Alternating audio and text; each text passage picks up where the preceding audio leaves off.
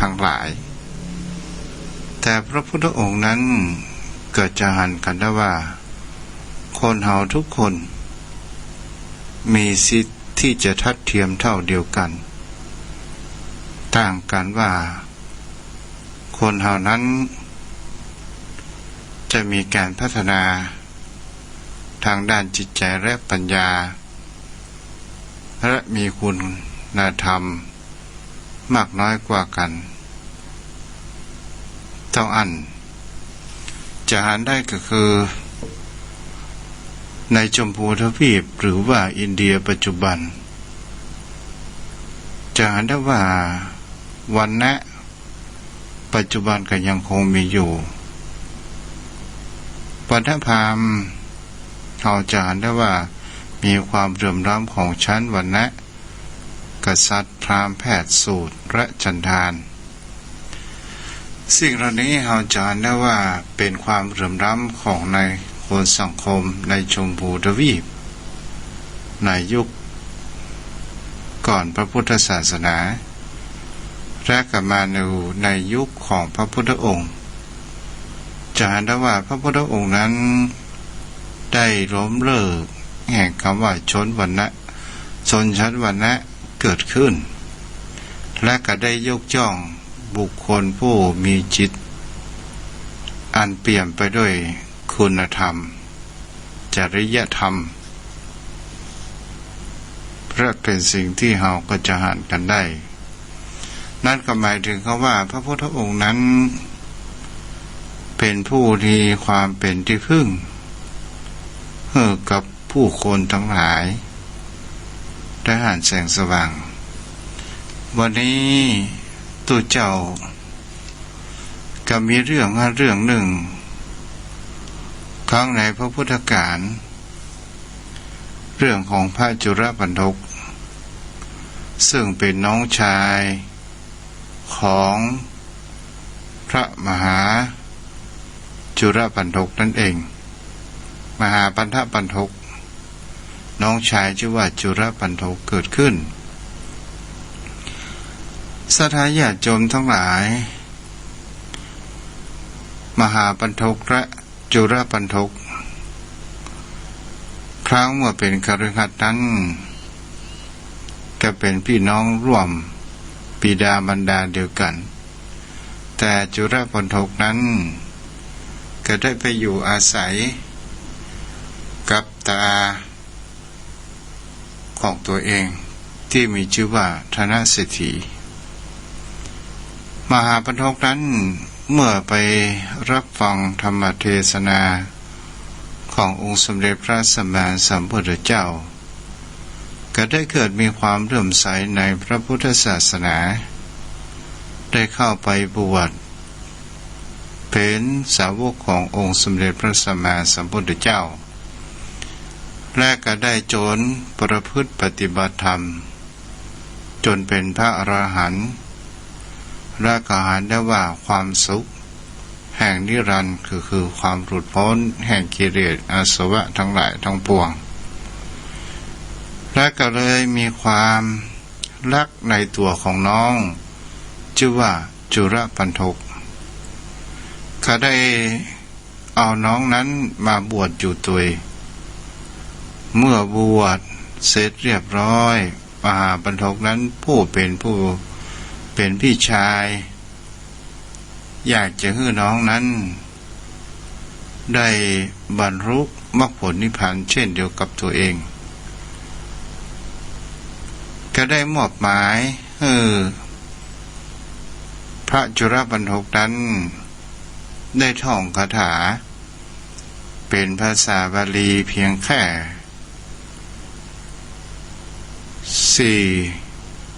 2คาถาเท่าอันและเราก็จะหันได้ว่า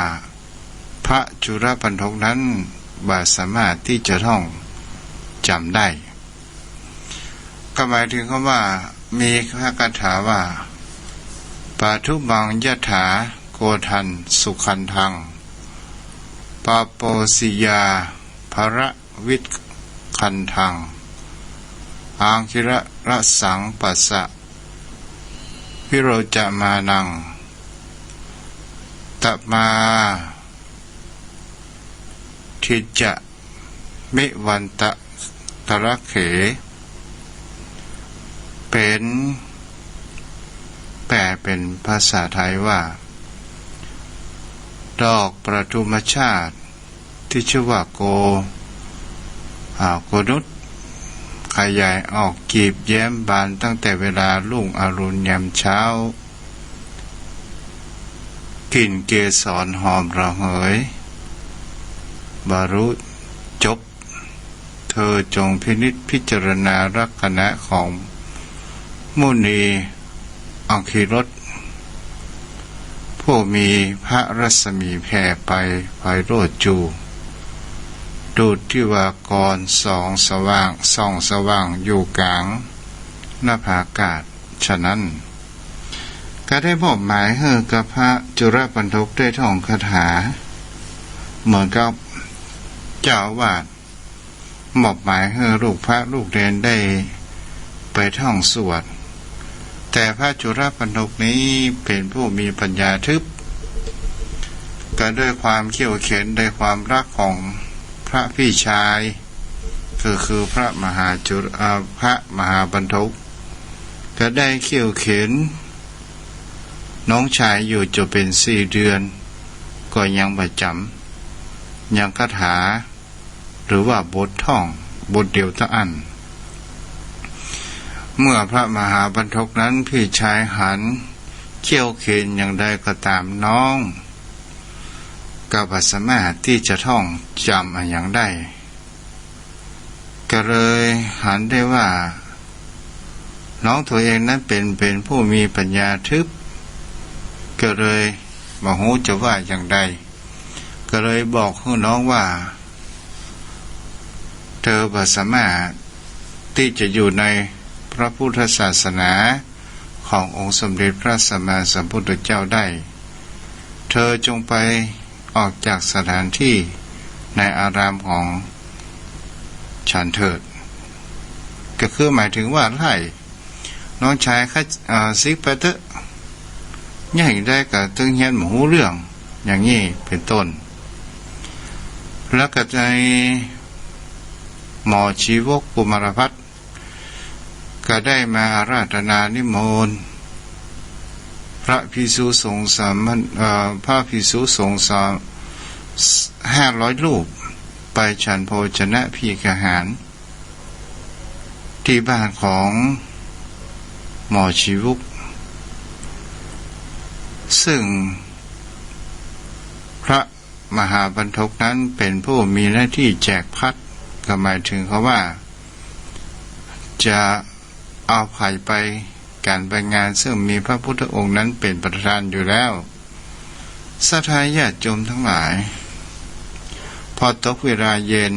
พระพุทธองค์นั้นก็ได้เดินจงกรมแล้วก็หัน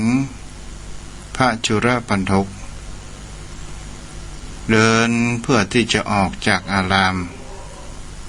พระพุทธองค์นั้น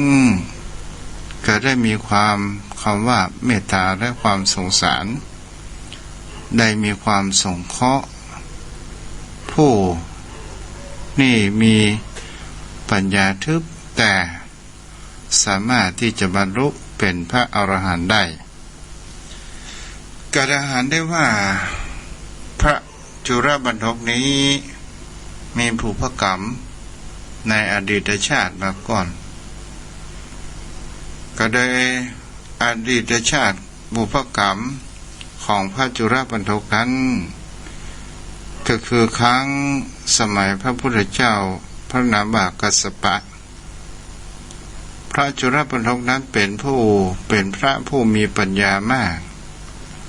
แต่บังเอิญเพื่อนของตัวเองนั้นเป็นผู้มีปัญญาทึบเมื่อหารเพื่อนของตัวเก่าท่องสวดมนต์ในอย่างมาได้ก็เลยหัวเราะเยาะทำให้พระภิกษุพระรูปนั้นมีความอับอายเก้อเขินเกิดขึ้นโดยกลายเป็นบุพกรรมเกิดขึ้นเมื่อพระพุทธองค์นั้นได้หันพระจุลปันทกจะออกจาก จากอารามศรัทธาญาติโยมทั้งหลายพระพุทธองค์นั้นก็ได้เชื้อเชิญโดยการนี้บอกว่าจุลปันทกเธอจะไปที่ไหนจุลปันทกก็บอกว่าตอนนี้พระพี่ชายของกับผมได้ไล่ผมจะไปศึกแล้วจะลาสิกขาจะไปเป็นฆราวาสเพื่อที่จะได้ไปทำงานฆราวาสหาก็ว่ากันพระพุทธองค์นั้นหากประการเช่นนั้นก็ได้บอกว่าเธอบวชเพื่อใครเธอบวชเพื่อพระตถาคตต่างหากไม่ใช่บวชเพื่อพี่ชายศรัทธาญาติโยมทั้งหลายเมื่อพระจุลปันทกได้ยินคำนี้พระจุลปันทกนั้นจะมีความปิติจิตใจกับเฟื่องฟูและมีกำลังใจในการที่จะประพฤติปฏิบัติเกิดขึ้นพระพุทธองค์นั้นก็ได้พาพระจุลปันทกไปที่คันธกุฏิแล้วก็ประทานผ้าขาวผืนหนึ่งโดยการที่มอบหมายกับพระจุลปันทกได้รูปและบริกรรมโดยคาถาว่าพระโจหารนังระโจหารนังรูปผ้าอย่างนี้ไปอยู่เรื่อยๆเมื่อพระจุลปันทกได้ห้าผ้าแล้วด้วยความอิ่มอกอิ่มใจด้วยมีความหวังก็ไปนั่งที่สงบแล้วก็เริ่มปฏิบัติและก็บริกรรมคาถาว่าระโจหารนังระโจหารนังก็ได้รูปผ้าขาวไปผ่านไปจากสีขาวก็เป็นสีคล้ำจากสีคล้ำก็กลายเป็นผ้าดำไปโดยสนิทและก็มีพระจุลปันทกก็มีคำว่าธรรมะเกิดขึ้นก็หมายถึงว่ามีแสงสว่างเกิดขึ้นอยู่ในจิตวิญญาณของท่านเองก็หันได้ว่าแม้กระทั่งผ้าขาวหารูปครั้งแรกมันตอนแรกก็มามีความสกปรกตอนสุดท้ายก็มีความสกปรกเกิดขึ้นเลยมีปัญญาแตกฉานว่าทุกสิ่งทุกอย่างมามีอะไรอย่างจีรังและรังเที่ยงแท้นั่นก็คือหันพระไตรลักษณ์นั่นเองเมื่อหันพระไตรลักษณ์แล้วพระจุลปันทกก็ได้เจริญวิปัสสนากรรมฐานและก็ได้ทำจนเป็นบรรลุมีปัญญาแตกฉานอยู่4ประการด้วยกันอันแรกนั่นก็คือปัญญาแตกฉานในอัตถ์ภาษาบาลีว่าอัฏฐปฏิสัมภิทาประการที่สองมีปัญญาแตกฉานในธรรมเรียกว่าธรรมปฏิสัมภิทาประการที่สามก็คือแตกฉานในนิรุตคือภาษาก็คือจำภาษาที่เพิ่นมอบหมายไว้ก็ได้ภาษาบาลีว่านิรุตติปฏิสัมภิทาประการที่สี่มีปัญญาแตกฉานในปฏิภาณในความคิดก็เรียกว่าปฏิภาณปฏิสัมภิทาเกิดขึ้นและก็มีความคล่องแคล่วใน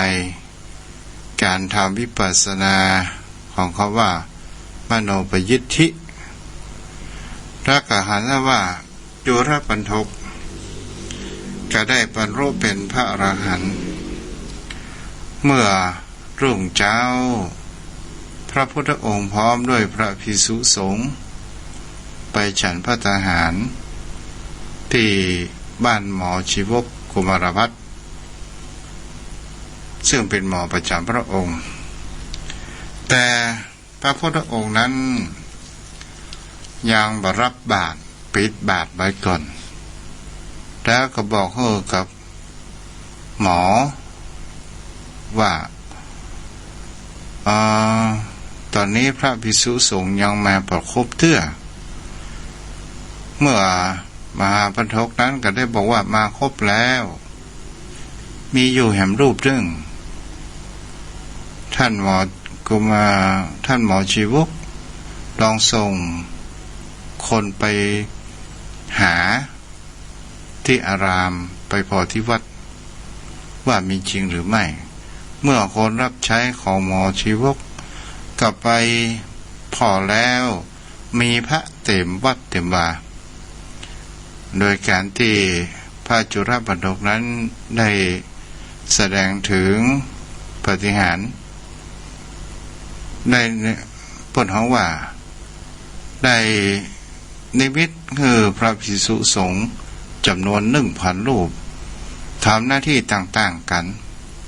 บางรูปก็ซักผ้าบางรูปก็เพี้ยวปัดกวาดลานวัดบางรูปก็เช็ดท่านเช็ดนี่ต่างๆนานาเกิดขึ้นเมื่อคนรับใช้หมอชีวกกมรพัฒน์ก็บอกว่าพระในวัดนั้นมันจะมีรูปเดียวมาหูตนใดเป็นตนใดหมอชีวกกมรพัฒน์ก็บอกคนรับใช้ไปพ่อแห่งกรรม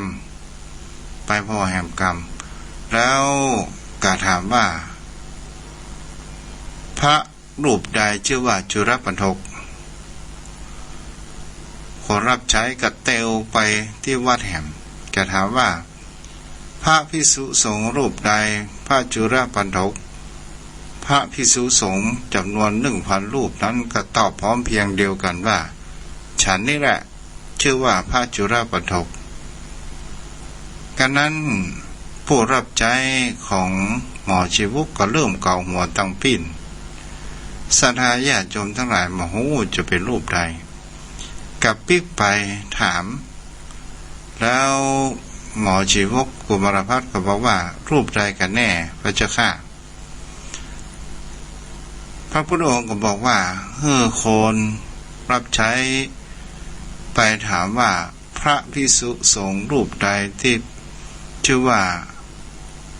พระจุลปันถกรูปใดตอบเป็นรูปแรกเอารูปนั้นมาได้เลยแล้วก็รูปอื่นๆจะอันตรธานหายไปเองอันนี้เขาก็หันได้ว่าในความเมตตาของพระพุทธองค์กับกำลังใจกับบุคคลที่จะสิ้นหวัง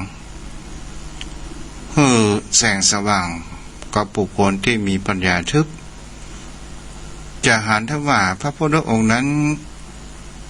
เป็นผู้ที่พระพุทธองค์มีความเมตตา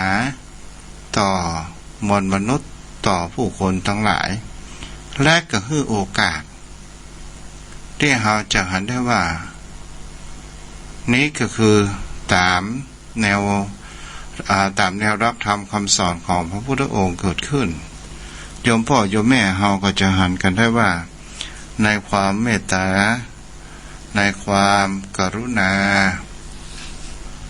ที่เราจะหันได้ว่าความกรุณาของพระพุทธองค์มีต่อมวลมนุษย์ขนาดไหนแต่บุคคลเฮานั้นศรัทธาญาติโยมทั้งหลายบางครั้งบางคราวเฮาจะอ่านธรรมของพระพุทธองค์ก็ต่อเมื่อเวลาเหตุต่างๆมันจะเกิดขึ้นกับตัวของเฮาเช่นโรคความเจ็บป่วยเมื่อยไข้ 2. โรคชราถามหา 3. เมื่อเกิดการอุบัติเหตุถึงการชีวิตนี้คนเฮาจะหันได้ว่าเฮาไม่มีความสนใจเฮาสนใจก็ต่อเมื่อเหตุการณ์มันเกิดขึ้นกับตัวของเฮานั่นเองนี่แหละก็เป็นสิ่งที่เฮาจะหันได้ว่าแท้ที่จริงรักธรรมของพระพุทธองค์นั้นมันมีคำว่าล้าสมัยใจได้อยู่ทุกยุคสมัยเป็นธรรมที่มีค่ามากที่เฮายกย่องกันว่ารัตนะแก้ว3 ประการนั่นเองแก้วนี้มันมีค่า มากก็เป็นสิ่งที่เราจะหันกันได้ว่าบุญกุศลก็เป็นสิ่งที่มีจริงบาปบุญกุศลเราก็จะหันกันได้ก็เป็นสิ่งที่เราจะหันได้ว่าการครองชีวิตของคนเรานั้นถ้าเราเข้าใจในการอยู่บนโลกใบนี้การใช้ชีวิตอยู่บนโลกใบนี้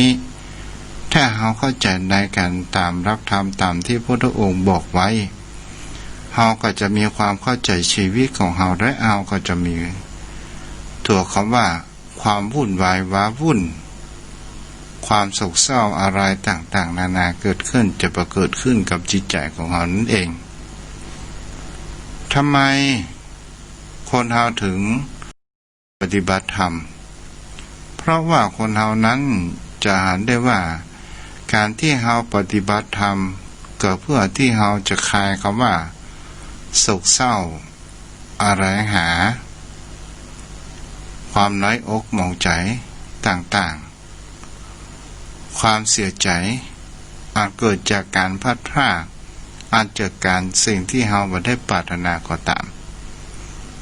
ถ้าเราสิ่งเหล่านี้มันเกิดขึ้นกับตัวของเราโดยการที่เรามีธรรมะเป็นภูมิต้านทานเป็นวัคซีนที่ดีก็จะทำให้จิตใจของเรานั้นมีความเข้มแข็งและก็จะทำเมื่อเราหันโรคกระทำ8ก็เป็นสิ่งที่คนเรานั้นควรจะน้อมนำศึกษารับธรรมคำสอนของพระพุทธองค์อยู่กันมากสดายญาติโยมเราก็จะหันสังคมมีความเปลี่ยนแปลงเกิดขึ้นเราจะหันว่าสังคมยุคใหม่คนห่างจากศีลจากธรรมจากวัดจากวาคนเราประสนใจในเรื่องรักธรรมคำสอนของพระพุทธองค์กันเป็นอยู่มากจะเห็นได้ว่าคนบางคนนั้นจะเห็นได้ว่าเมื่อพระสงฆ์องค์เจ้าทำหน้าที่คำว่าเผยแผ่เพื่อให้รักธรรมคำสอนของพระพุทธองค์นั้นยืนอยู่ยาวนานเขาก็จะหันกันได้ว่าบางครั้งบางคราวสิ่งที่คนมีนั้นเขาบอกว่าเขามาหันคุณค่าสิ่งที่มันมามีและเขาจะหันคุณค่าโยมพ่อโยมแม่ก็ลองได้สังเกตไว้ว่าพระพุทธศาสนาในอนาคตจะเป็นศาสนาสากลที่โลกจะเห็นว่ารักธรรมของพระพุทธองค์นั้น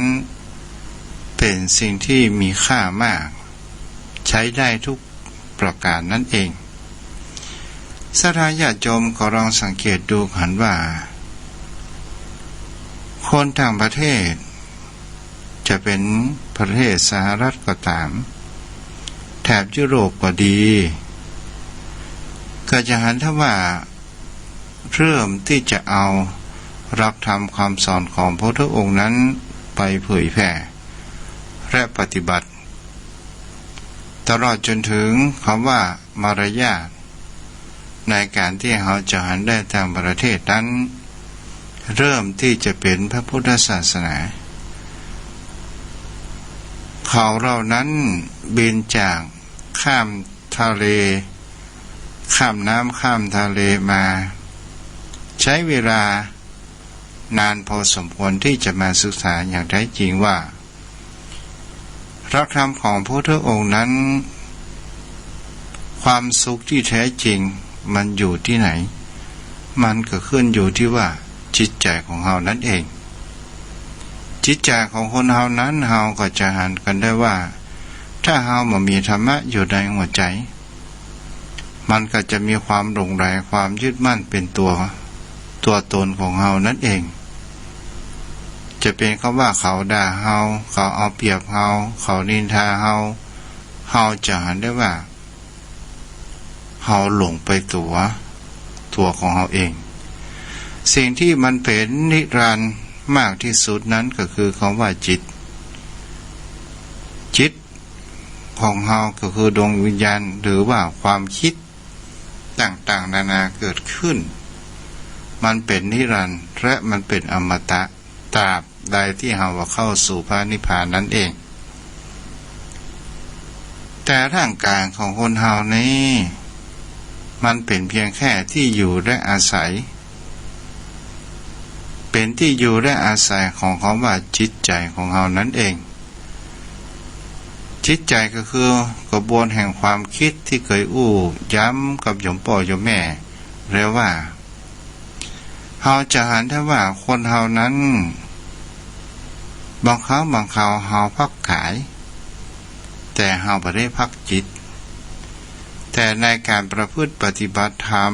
จะเป็นนั่งสมาธิหรือว่าอยู่ที่สงบเงียบ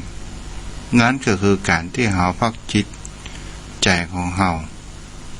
และกับพักกายของเฮาตัวนั่นเองโยมพ่อโยมแม่ก็ลองสังเกตดูว่ากายของเฮาพักอย่างแท้จริงแต่ความคิดของเฮานั้นมันวิ่งอยู่ตลอดถ้าว่ากวาดบ้านยังไปทันถึงสัก5 นาทีเท่ากันเดียวก็ความคิดหรือว่าจิตนี่เขาวิ่งไปหาเรื่องซักผ้าซักครัวเมื่อซักผ้าซักครัวกันเดียวจิตก็จะวิ่งไปหาเขาว่าเซาะอะไรอย่างมากินวันนี้เมื่อเซาะอะไรอย่างมากินอย่างวันนี้กินข้าวเสร็จเรียบร้อยจิตก็ไปวิ่งไปดูละครหรือว่าไปหาโทรศัพท์เมื่อเฮาดูละครอย่างโทรศัพท์เสร็จเรียบร้อยจิตก็จะมาวิ่งเมื่อร่างกายเหนื่อยล้าจิตก็จะวิ่งไปหาเขาว่านอนพักหลับสบายจิตยังบ่พักเตือนอาสาญาติโยมทั้งหลายบางครั้งบางคราวมันก็ยังเอาไปเก็บความฝันบางครั้งบางคราวร่างกายของคนเราพักใจจิตเราบอกพักเขาจะหันได้บางคนก็เก็บฝันเป็นตุเป็นตะไปต่างๆนานาทั้งหลายเหมือนพักแต่ไม่ได้พักแต่การที่เขาว่าประพฤติปฏิบัติธรรมจะเป็นไหว้พระสวดมนต์และนั่งสมาธินั้นก็คือการพักจิตของเฮานั่นเองโยมพ่อโยมแม่ก็ลองเอาไปศึกษาและดูแลเด้อว่าทุกสิ่งทุกอย่างบนโลกใบนี้เพื่อเดินสายกลางตามหลักธรรมของพระพุทธองค์มัชฌิมปฏิปทาและให้ระลึกอยู่เสมอว่าทุกสิ่งทุกอย่างบนโลกใบนี้เฮามาหยิบยืมของธรรมชาติสุดท้ายเฮาก็จะต้องส่งให้กับธรรมชาติเฮามาอาศัยร่างกายนี้เพียงแค่บ่ถึง100 ปีเฮาก็จะต้องส่งคืนเฮามาอาศัยร่างกายนี้เพื่อมาสร้างบุญญาบารมีให้กับจิตของเฮานั่นเองเพื่อที่เฮาจะผ่านคำว่ามรรคผลนิพพานความสุขอันเป็นนิรันดร์ไปในวันหน้าในอนาคตนั่นเองโยมพ่อโยมแม่วันนี้ก็ได้มาอยู่พอสมควรแก่เวลาโยมพ่อโยมแม่ที่อยู่ทางบ้านใครจะโทรศัพท์มาจากกันยาวๆได้เด้อในช่วงแม่คืนนี้หรือว่ามีข้อเรียกเปลี่ยน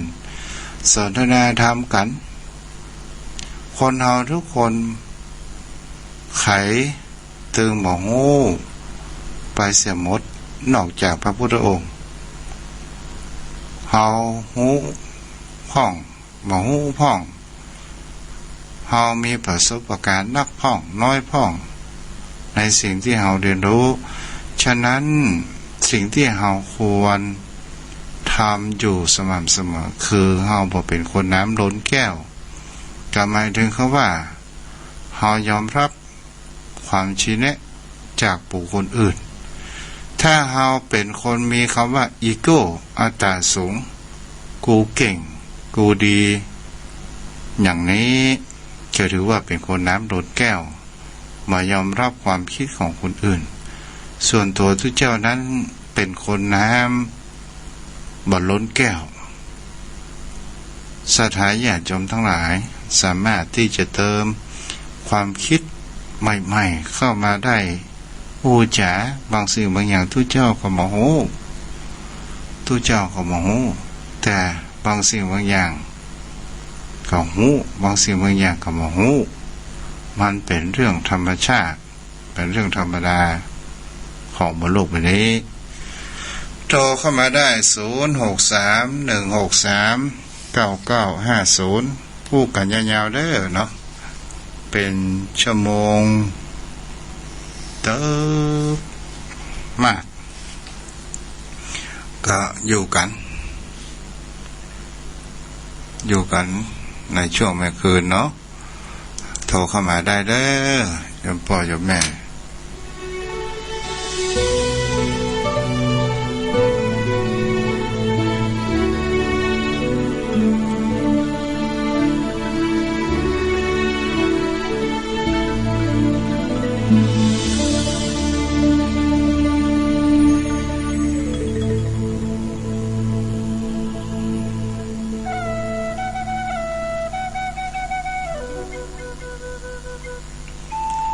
โทรกันเข้ามาได้0631639950จัดเอิ้นพรวาสาท่านพระคุณเจ้าเจริญบ่ได้นานเด้อครับผมโอ้ฟังครับได้สติปัญญาดีพอฟังนำธรรมคำสอนโอ้มันตึงม่วนอกม่วนใจตัวอย่างท่านเจ้าว่านะอันที่เฮาบอกโอ้นั่นน่ะยังมีแหมนักอยู่ผมนี่ถ้าเทียบไปแล้วใครจะยังหมดกับจางน่ะอันที่หูนี่ใครบอกหมดน่ะอันที่บอกหูนี่ใครเต่าจางนะท่านพระคุณเจ้าและแหมอย่างนึงนะท่านพระคุณเจ้าที่ท่านพระคุณเจ้าไอ้อธิบายของพระมหาปันโทกโอ้เวลาเฮาเนี่ยก็หายนะมันยังบ่ค่อยจำไอ้ยังคนอย่างมันลืมอ่านตั้งหน้าลืมตั้งหลังอ่านตั้งหลังลืมตั้งหน้าโอ้มันอย่างมาเป็นพยาปึกไปเหี้ยฮะไอ้เนาะก็เจอเกิดมากึดโอ้ลำบากตัวเก่าว่าเฮานี่อย่างมาพยาปัญญาอย่างบาแบบผ่านเปล่งแบบค่อยบ่ฮู้บ่ลวกบ่ล้ำบ่เหลือเนาะครับก็อาศัยสัญญาเพิ่นเฮาว่าสัญญาของเฮามันบ่เหมือนเมื่อหนุ่มเนาะครับว่าโอ้ก็ยอมรับแต่เนี่ยว่าโอ้ยก็บ่ใช่ว่าใจบ่ตั้งนะก็ใจตั้งเพราะว่ามัน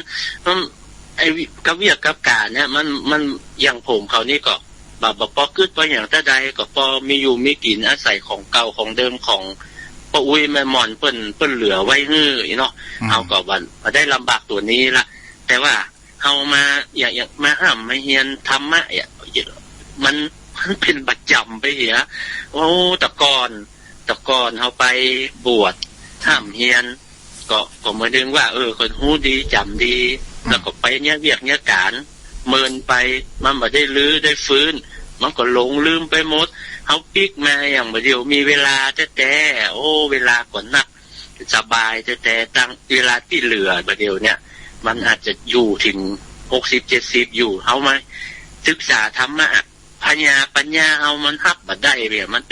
ป็นหลงเป็นลืมเป็นไอ้หยังก็บ่จำมันโอ้มันเป็นจิอีแต่เนาะท่านเจ้าเนาะจ้าก็ได้ฟังได้หยังก็พิจารณาไปตามเนื้อธรรมที่ท่านเจ้าอันได้อธิบายมาเนี่ยก็โอ้ได้สติปัญญาก็คือจิตใจเบิกบานก็ถึงอย่างท่านเจ้าว่านะอันยังก็ถึงพระเจ้าคำสอนพระพุทธเจ้าเนาะมันเป็นดีแต่เอาว่าโอ้อันที่เฮาบ่ฮู้แหมนักอยู่เนาะเฮายังหลงอยู่ในวัฏสงสารนี่ใครอยากเห็นหลายภพหลายชาติอยู่เด้อกว่าจะได้หลุดได้พ้นเนาะให้แหมมือให้แหมนักอยู่กระหายเนาะมาคิดดูนะโอ้เฮาอย่ามาหลงอยู่กับเกิดตายในแหมนักเมื่อใดเฮาอย่าโปนสักเจือขนาดบัดเดียวเฮายังปัญญายังหมกอี้ยังบ่ไปถึงไหนจะน้อยเนาะจ้าก็ได้ฟังสุดว่าได้ฟังครับเพราะว่ามันยังปก อันได้สนทนาธรรมกับท่านเจ้านะว่าโอ้ไม่คืนอากาศมันก็เย็นสบายแล้วเราก็ยุดเวียกยุกการยังละอย่าก็ได้ฟังดีได้นอนรับม่วนครับจิตใจเบิกบานครับไหวพระไหวหยังฟังน้ำฟังธรรมโอ้นอนก็สนิทตื่นมาก็ม่วนใจมันบ่ฟุ้งซ่านนะท่านเจ้าบ่ฟุ้งซ่านรักษาตัวเด้อครับผมขอแตบไตไว้สารครับแตบไตไว้สารนะครับบุญรักษาอนุโมทนาถวยเนาะคนที่ฟังธรรมบรรยายของพระสงฆ์องค์พระเจ้าแต่ละรูปแต่ละตนแต่ละสถานีกันเนี่ยเขาคิดเป็นเปอร์เซ็นต์เนี่ยมันก็มีเพียงแค่บักกี่เปอร์เซ็นต์เนาะโยมพ่อโยมแม่เจริญพรไหว้สาเจ้าแม่ฟังอยู่เนอเจ้าสาธุมีอย่างพ่อวันนี้จะบุญรักษาโทรเข้ามาได้เลย063-163-9950พูดถึงธรรมชาติและอากาศปัจจุบันพอจานว่าอากาศและธรรมชาติปัจจุบันมันมีการเปลี่ยนแปลงเกิดขึ้นเจริญพรแม่แดงแม่ฮัลโหลแม่จะไปรอออกวิทยุกันฮัลโหลเจ้ากราบนมัสการเจ้าท่านอาจารย์จ้าแม่อู้ทางโทรศัพท์เอาอย่างเดียวแม่เจ้าแม่ปิดโทรทัศน์ปิดโทรทัศน์ว่ะปิดไม่ใช่ยุ่ละมันขี้ลืมแล้วนี่จ้าปิดแล้วเจ้าตอนนี้เป็นยังไงพ่อค้าขายโอ้ค้าขายโหนเนาะเท่ากับเปิดวิทยุฟังอย่างโตยลูกกาก่อนนะทำใจเย็นๆเนาะจะกะเจ้าผ่านไปเป็นวันๆเนาะเจ้าถ้าถามสักอย่างได้ก็หาได้กะตอบได้ก็ตอบได้ก็ไปซ้อหาเจ้าอันเวลาเขาไปตามขันเข้าพ่อแม่พี่น้องอย่างเขาต้องใส่อย่างละตะกร้าก็ว่าเขาตามรวมกันเป็นหม้อไปด้วยก็ได้เป็นหม้อก็ได้แม่แต่ของเขาเขียนชื่อแล้วก็มีคำว่าสวยดอกอย่างนั้นกันทุกสิ่งทุกอย่างนะมันอยู่ที่เจตนาเขาหมดแม่ที่เขาดาบการเป็นการโตนี่เขาเป็นคำว่าสมมุติบันไดด้วยแม่ก็อย่างเขาอย่างเตือนฮะอย่างเขาว่าหน้าเฮ็ดหอบประเดี๋ยวนี้เนาะโอ้เฮ็ดหอบคือเติงหายพ่ออีแม่ซื้อเฮ็ดหอบไปตาลไปอ้วนทัดสองหน้าตัวเจ้าเฮ็ดหอบอีแม่ยามเมื่อเป็นยามโพนเพิ่นมักขนาดพ่อมักขนาดตัวเจ้าก็บอกว่าตัวเจ้าก็มักเหมือนกันนะเ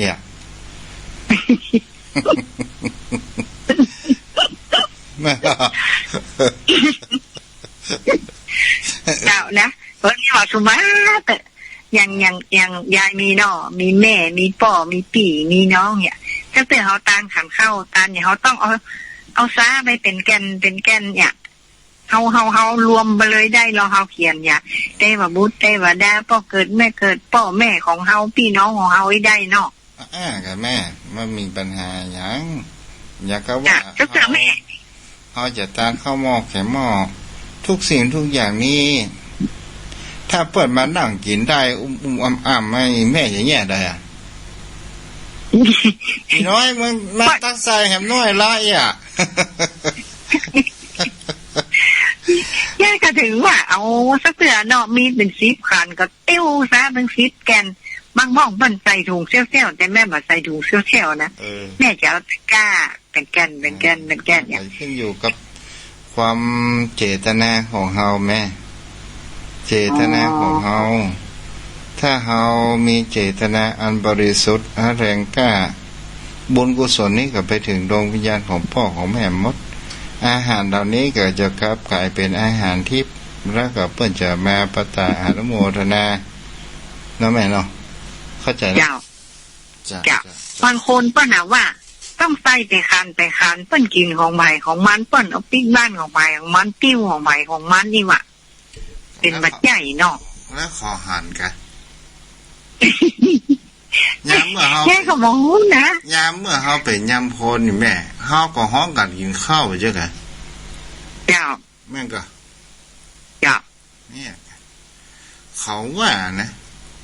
เขาว่าเนาะเขาตานรวมกันได้เนาะเจ้าแม่อย่าไปถ้าขอทุกสิ่งทุกอย่างอยู่ที่เจตนาของเฮาหมดแม่เด้อถ้าเจตนาเฮาตกเจตนาเฮาบริสุทธิ์ก็คือความตั้งใจนะด้วยความบริสุทธิ์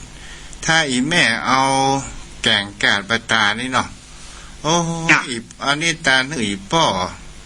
ตัวเจ้าของกินมันนักเกินไปเกณฑ์บตันแถมป้อเป็นของกิน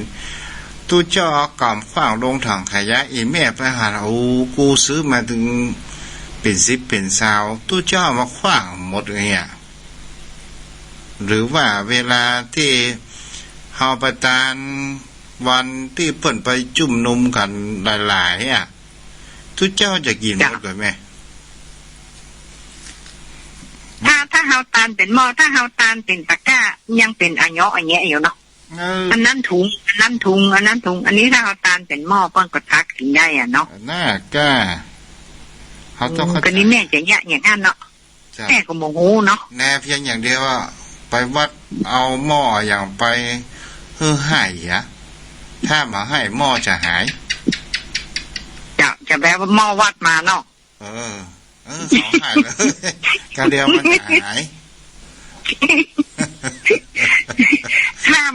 มเอาหม้อไปแล้วก็เอาหม้อวัดปิกมาเนาะถูกต้องแม่จะไปกวาดวัดเหรอจ๊ะดีแล้วแม่ไปกวาดวัดออกล้างห้องแกแม่ก็ไปเนาะบุรักษาได้ไหมเด้อเหมือนละเจ้าถ้าผ่านกันดังนั้นแม่จะไปกราบนมัสการท่านอาจารย์ได้เด้อเจริญพรมาเตอะเจ้าคนใหญ่โต่งนี่เหมือนไรเจ้าเนาะแต่อ่ะให้ทอบเนาะให้ทอบมันกำลังออกล่อรักษาเฮ็ดทอบตัวเจ้าเฮ็ดทอบตัวเจ้ากับเจ้ารักษาโทรเข้ามาได้เด้อ063-163-9950เจริญพรภาษาเนี่ยบรับเด้อยังบ่ละถ้ารับแบบบ่ได้ออกวิทยุหยังล่ะว่าผมได้รับบ่รับเด้อเนาะเราฟังพระอาจารย์เนี่ยก็แกฟังยามดึกนี่เงียบสงัดดีนะก็ตี3เฮาก็ฟังครัวที่วัดโตตอนนี้เพิ่นไปอยู่ 104.5 เนาะครับบ่ได้จัดในสถานีนี้นะครับทุกเจ้ามาเมื่อคืนวันพุธปานใดเป็นเงี้ยแต่พระครูก็อยู่ด้วยใจผมเขาอยู่เดียวจะฟังตลอดฟังทุกวันบางทีก็ม่วยรับไปพ่องอะไรอย่างพ่องเนี่ยค่ะจังหวัดที่ก็ได้ซึมซับไปพยายามจิตใจของเราก็จะเป็นบุญกุศลตัวพยายามจะเก็บความรู้ว่าม่วยรับไปอย่างเขามันเป็นธรรมดามันเป็นยาพวกน้องว่ายานอนรับชนิดหนึ่งนะฟังเจ้าเตดกันต่างนะวัยรุ่นที่ฟังธรรมะนี่หายากนะเนาะอาจารย์เนาะโอ้หายากผมก็วัยรุ่นเพิ่งมาฟังธรรมะได้2 ปีเนี่ยมันก็เป็นเรื่องธรรมชาติธรรมดาเฮาก็เคยผ่านแล้วเนาะต่อไปข้างหน้าเขาก็จะต้องหันมาฟังธรรมะ2 ปี 3 ปีแล้วนะ2 ปี 3 ปีแล้วมั้งฟังธรรมะ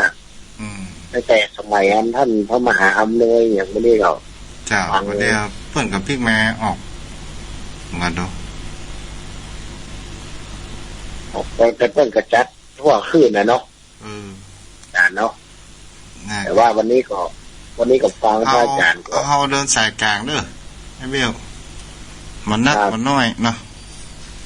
ค ครับ วันนี้ผมฟังพระอาจารย์ก็ได้ความรู้ดีครับ เจ้าดีนะดี ได้ นะ ความรู้ดีกว่า คือกำลังใจเด้อยังไม่ได้ไปห้องเพลงได้ก่ะ ไปพ่องครับ แล้วก็ แล้ว ฟัง เขา เรื่อง ได้เบี้ยสวัสดิการแห่งรัฐก่อน ได้อยู่ครับ800อ่ะ อ๋อแล้วก็เป็นแค่ปันอะไรอย่างมาได้เหรอ 5 ปันนี่มันได้ อ๋อจ้ะ แต่ว่าคนให้จะฮื้ออยู่ก็ปันหนึ่งอ่ะที่ว่านั้นด้วยก็ที่ว่าไอ้โควิดอ่ะ จ้ะ ก็น่าจะฮื้ออยู่3 เดือนก็จะได้บุญนะครับ จ้ะจ้ะ ก็น่าจะดี ได้ให้กำลังใจเด้อ ครับตอนนี้ได้ความรู้เรื่องหมอชีวกกมลพัฒน์อ่ะเนาะ อ๋อจ้ะ ขนาดเพิ่มแปลงยาแล้วเพื่อนยังฟังธรรมะเพื่อนยังอันนี้เราเอาธรรมะเข้าคุมจิตใจเนาะ จ้ะ เนาะ จ้ะ โอ้โหมันตึงนักแกเหมือนกันเนาะคนเอาเนาะ จ้ะ มีหนึ่งก็จะเอาหนึ่งก็เอาจะก็ช่วยกันไปพระพุทธศาสนากันไปเนาะ จ้าผู้รักษาเด้อ ให้กำลังใจพระครูเด้อ จ้ะจ้ะจ้ะผู้รักษาให้กำลังใจเหมือนกันเนาะอ้าวโทรเข้ามาได้เด้อ0631639950